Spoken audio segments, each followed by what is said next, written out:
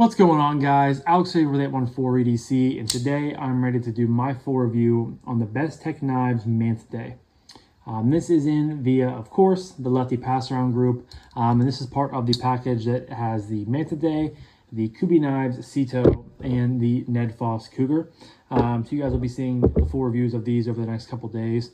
But we're starting off with the Mantidae, and this is definitely an interesting knife. Definitely not my style of knives that I keep in my collection. But I really wanted to check it out because of this very interesting hawksbill, very Talon-like blade. This is something that I've never experienced before in knife collecting, and probably will never ever buy myself, just because, again, this is not, I like basic, simple stuff, and this just screams like, extra and just in your face. But it's a very interesting blade shape. It's a very interesting knife. And overall, I kind of liked it. It's not something I'm going to go right out and buy, but I have definitely, enjoyed getting to check it out, enjoyed getting to fidget with it, and just enjoyed, getting to handle it for a little bit. So without further ado, we're going to jump right into the review, starting right off with materials. This is in a black G10 handle scale right there with some milling, which is interesting. You have a righty only loop over style deep carry wire pot clip, kind of a short little guy, which I'm a big fan of. You guys know I love wire clips. They're just so unobtrusive, so comfortable, just so simple. And I think more knives should utilize using them. But big props to them for using that. This is a Lucas design. I'm not familiar with him in the slightest, but it says Lucas right there. 14C 28N 28N on the blade. Very good budget steel. Bestech right there. You have a black backspacer with, again, this hawksbill style blade that, like I said in the unboxing, it reminds me of like a Velociraptor talon, like it's just ready to pierce into you. But very simple on the materials. So per usual, we're going to give it a 5 out of 5 because, as always, it's pretty hard for it to, pretty hard for a knife not to score 5 out of 5 on the materials part of the review. But some quick specs. We got, again, 14C28N. This is a satin and stone wash. So it's satin on the part of the blade down here and then stone wash on the flats. Overall length from tip to butt is 6.94 inches. You have a closed length or handle length of 4 inches with a blade length of just under 3 inches at 2.94. And it comes in weighing 3.38 ounces with a blade thickness of 0.118 inches. So a little under a 3-inch blade with a 3.38 ounce weight. Not too bad. There is plenty of internal milling. Looks like there are 1, 2, 3, 4, 5, 1, 2, 5 on the show scale side, and looks like there are 2 on the liner lock side. Of course, this comes in a liner lock. Forgot to mention that. Before we move on, there are a ton of different variations of this knife. I will leave a link to the Mantidae page specifically, not just this one, but all of them, White Mountain Knives, down below if you guys are interested. Unfortunately, the black one it actually is in stock, excuse me. But there are these plain edge ones. There are also ones with a fully serrated blade. But there are green micarta ones. There are blacked out blade ones. There is a JG10 one. There is a brown one. There is a black micarta. There's like, 8 different variations. So if you guys are interested, definitely go check them out down below. I will leave a link to them. And of course, if you use someone's code, you can get it for cheaper, but we will touch on that in a little bit. Because of course, we are moving on. And next up, we are going to be talking about aesthetic. Now, like I said earlier, this is not something that I would specifically go out of my way to buy. It's not something that I would look to obtain for my collection because it's just not practical for me. I believe that these are, more so in the self-defense ways of, the knife world. Just with this nice long, pierce, I would not want to be stabbed and cut open with this. I don't think anybody would. But, just not practical for what I like. What I like are, blades like that. Just nice, simple drop points, worn clips, sheep's foots, spear points, simple stuff. This is not simple, but that doesn't mean it doesn't look good. And I really think that it has grown, with how it looks, in my opinion, because it's very sleek and, you know, and paralleled through here. Then it gets nice and a little bit thin. And I like how, you know, it's definitely more tapered off towards the bottom, but you do have a nice tapering area right here, and it looks almost parallel. Then you have a ramp right here with plenty of jimping, and then of course it goes to the blade. Now I'm not going to go out on a limb and, you know, and say that this is a perfect knife to look at and it's the best thing ever, but it definitely has increased in aesthetic, in my opinion, since I've got it in. Before it was probably like a 3.4 or 4, but I think this is up to a 4.5. I really do. I think it looks good for what it is, and you just have to keep that in mind whenever you're, you know, comparing, you know, stuff like this that I usually, you know, go 4.5 or 5 on to something that is just a little bit out of my comfort level and a little bit out of my, you know, typical knives that I go with. So long story short, we'll go 4.5 on the aesthetic. Next up is action. Now this does have a very, very snappy detent.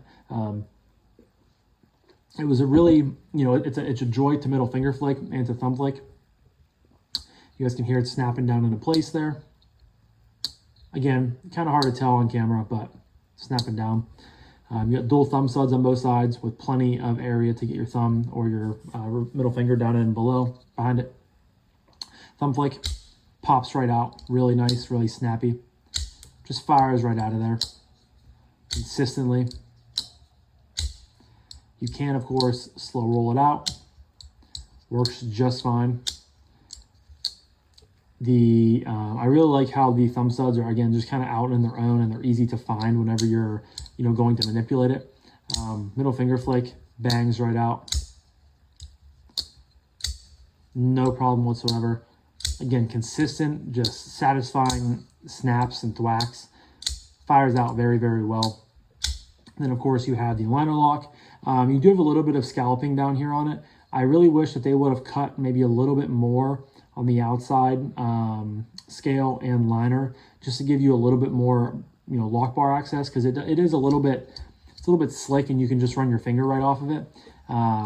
But, you know, once you get used to it, it's very, very consistent. It just drops to your thumb, bang, drops to your thumb, bang, or you can do, you know, some micro shakes.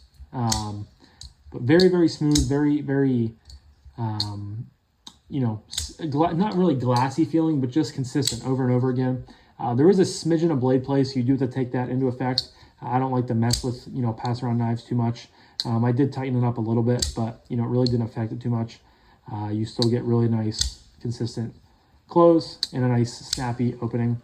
So as far as the action is concerned, I think a 5 out of 5 is also warranted here. You know, great middle finger flick, great thumb flick. Even, you know, I barely say this, but even a good slow roll, which is something I never do. So 5 out of 5 on the action. Next up is acoustics.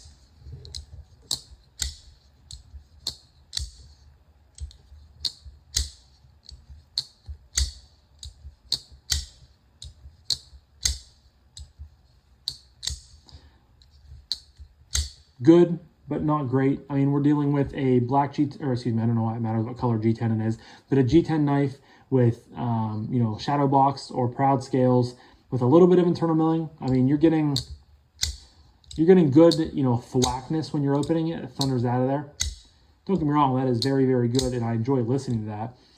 But to me, it's not better than a 4. I mean, this is just typical acoustics when it comes to, I feel like, you know, thumb stud, liner lock, G10 knives. It's very, very on brand for it. It's good, don't get me wrong, but it's just nothing special, which is kind of what you're looking for those 4.5s and 5s with the acoustics. So we'll just, you know, keep it short. We'll go 4 and move on. And of course, next is ergos. Now, this is not a very big knife. It's under 7 ounces. It's under 7 inches total, with a handle length of just around 4. But I can still get all 4 fingers on this knife, you know, pretty easily. It's a pretty, you know, it's decently chunky through here, but it's pretty slim and pretty thin towards the back end right here. And my pinky has just enough to wrap around there. You have a nice thumb ramp right there, of course, with jimping like we touched on earlier. Lands right in this, you know, of course, your saber grip. Hammer grip works really good too.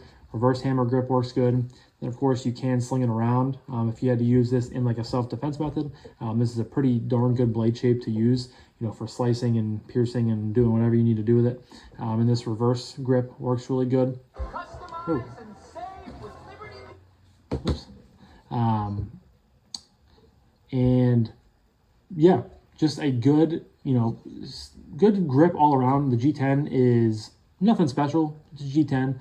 You do have some grips right in, or some cutouts right in there on both sides, which does add a little bit to the overall ergonomic experience. But for being a smaller knife, the fact that I can get all 4 fingers on here pretty comfortably works really good. However, the pot clip is causing a little bit of a hot spot, which does not happen very often with wire clips. It's just standing a little bit proud, and I think just the way the knife tapers off so soon, I mean, you can really feel it right there on the end. Not the end of the world, but I just feel like if you choke up a little bit or kind of move it around, you can't feel it as much, but in this grip you can. So it is comfortable, minus that, but that does take, I think, a little bit away, so I'm gonna have to knock half a point for it. We'll go 4.5 on the ergos. Next up is carry. This is a very, very, small, can pretty much fit it in my fist, non-obtrusive knife, sits down. You have about that much sticking up out of your pocket. So I don't love that. I don't love when you have pot clips that sit below really pointed, endings of knives. It's kind of like a pet peeve of mine. But it sits down in, you have no flipper tab, no jimping, nothing like that could possibly grab on and latch to it. If you go to put your hand underneath it and pull something out, you're not going to pull this knife out with you. It sits in your jeans pockets very well. Easy in a pocket with the wire clip. It's pretty lightweight for what it is. I feel like it could be a little bit lighter if they would have maybe done some skeletonized or nested liners, would have reduced the weight a little bit, but honestly not that big of a deal. Can't really tell it's there. I carried this in jeans and maybe, no, not my khakis or my bird dogs, around the house, so in gym shorts, and it carries fine. So I don't know why they wouldn't have done a reversible clip on it, so I don't think that's ideal. I think it could have easily just been a nice little, you don't even have to give a filler plate. You could have just cut, 2 cutouts there for the clip, and done like a bigger body screw and been fine with it. So that's a little bit, maybe concerning. But yeah, I mean, it's overall nothing too much to complain about except for just the reversible clip and a little bit of a nitpick with having the, knife sticking out of your pocket a little bit more than usual. Go 4.5 again. I don't think it's a perfect 5. It wasn't like every time I carried it, it was just like amazing to carry.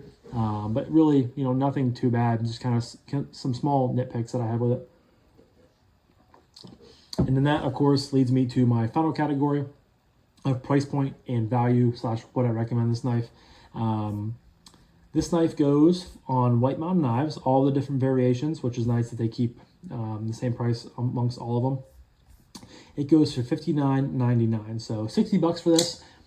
That's before anyone's code. I think $60 is a fair deal. You're getting 14C, which I am comfortable paying up to probably like $125, $130 for, which I've done with some of like, I didn't pay this exactly, but the QB Knives Supercell has 14C in titanium. I've paid that price for.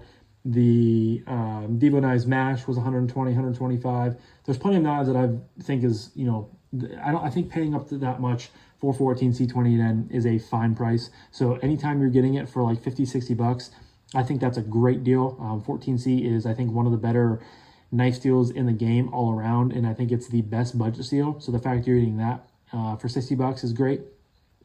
You're getting black G10. You could take it or leave it. You can get other ones, other G10 colors. You can get micarta colors. You can get a fully serrated blade if that's something you're looking for. Maybe if you're going to carry this simply for a full self-defense knife and you want, those serrations in there to do your maximum damage, you can order that as well.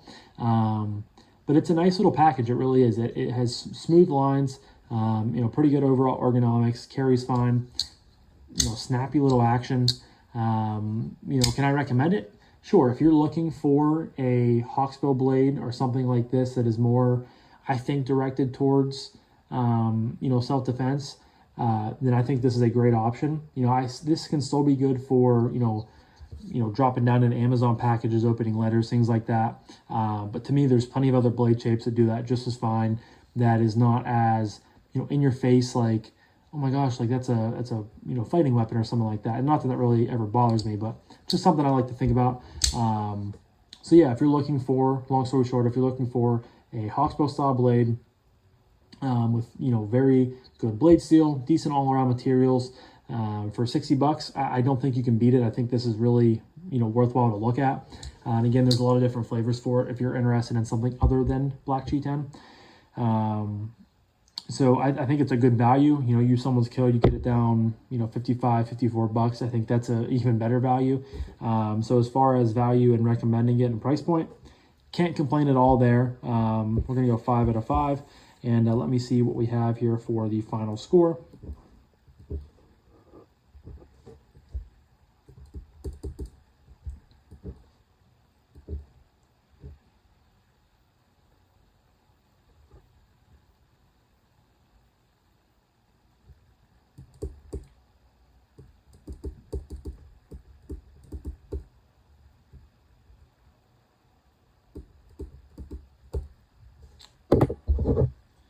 All right, if my math proves to be correct, which I'm pretty sure it does, I have the Bestech Knives Mantidae falling in with a 32.5, which just sneaks it into the fantastic category.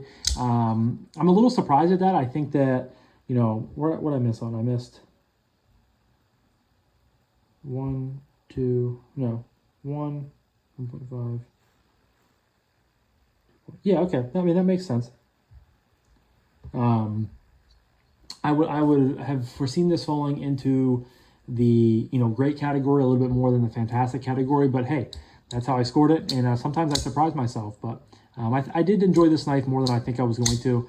It easily was the coolest knife in my opinion out of the Ned Foss Cougar, the Mantidae, and the Ceto that I got in. These are all part of the same package. I definitely enjoyed this one the most, and that again surprised me. So, but yeah, 32.5 coming just in the bottom category of the fantastic category, and I think that tracks.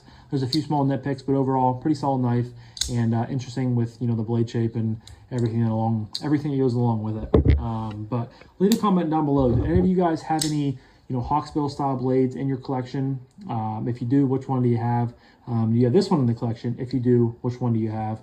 But as always, leave any comments or concerns down below. I love getting back to you guys, but I'm going to wrap this up now. So this was my full review of the Bestech Knives Mantidae. Again, huge shout out to Kev over at Lefty DC for allowing us to check this out. And yeah, I'm going to wrap this up now, which I've already said, I think 3 times. But I hope you guys have a fantastic rest of your morning, evening, day, night, whenever you're watching this. I'll talk to you guys in the next one. Peace.